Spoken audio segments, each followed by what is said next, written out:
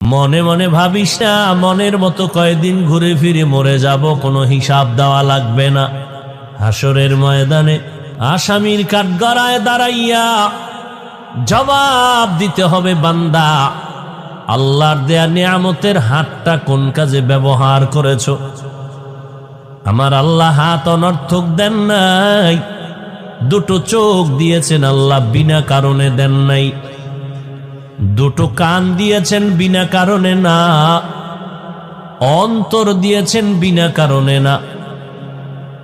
কিয়ামতের দিন হাত যে ডিউটি করার জন্য আল্লাহ দিয়েছিলেন সে ডিউটি পালন করছো কিনা জবাব দিতে হবে। সুম্মা লাতুসআলুন্না ইয়াওমাইযিন আনিন নাঈম। আমার আল্লাহর নিয়ামতের জবাব দিতে হবে, পালানোর উপায় নাই। পয়গম্বরের সাহাবী ওমর ফারুক রাদিয়াল্লাহু তাআলা আনহু 10টা বছর অর্ধ দুনিয়া শাসন করেছিলেন।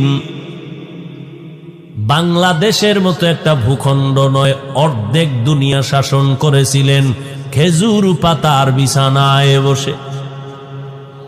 কেসে ওমর অর্ধ দুনিয়ার রাষ্ট্র পরিচালক, একা একা হাঁটেন, কোনো বডিগার্ড নাই, কোনো সিকিউরিটি গার্ড নাই। দুশ্মনেরা কয় এত বড় একজন বাহাদুর, কোনো বডিগার্ড নাই, তারে মারা তো অনেক সহজ।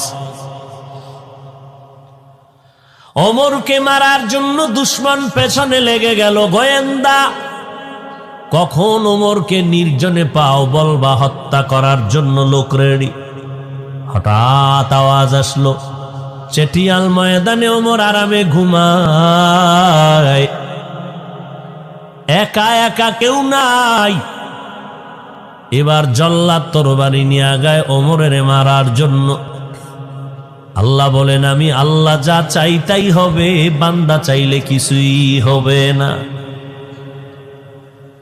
আল্লাহ চাইলে সব সম্ভব। আমার আল্লাহ যদি না চায়, বান্দা চাইলেও কোনো লাভ হবে না। বান্দা চেয়েছে ইব্রাহিম নামের বান্দা দুনিয়াতে আসবে না, আল্লাহ চাইছেন আসবেই। নমরুদের মতো বেঈমান ফিরায় রাখতে পারে নাই। ফেরাউন নামের বান্দা চাইলো মূসা নামের বান্দা আসবে না, আল্লাহ চাইলেন তোর নাকের ডগায় আসবে।